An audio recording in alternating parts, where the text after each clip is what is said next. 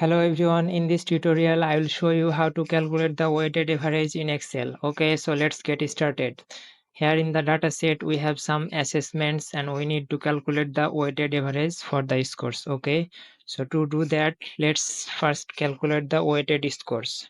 So the weighted score for the final exam equal to the obtained score multiplied by the appropriate weight. Okay, now let's do this for all of the scores.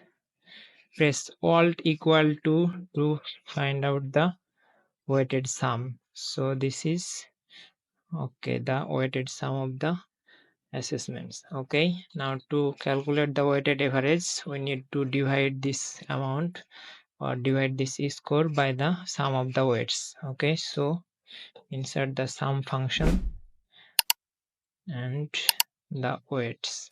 Okay, and we get the weighted average as 84.25. Okay, alternatively we can also calculate the weighted average using the sum product function. Basically what the sum product function does is it gives us the weighted sum at once. Okay, so the sum product, first the let's enter the score array. Okay, and then the weight arrays. Okay, so this should return the weighted sum. Okay, now to get the weighted average, just divide it by the sum of the weights.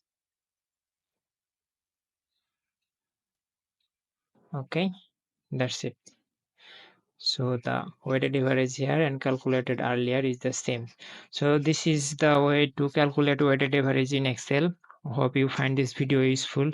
Please like, comment and subscribe. Thank you for watching and I will see you in the next video.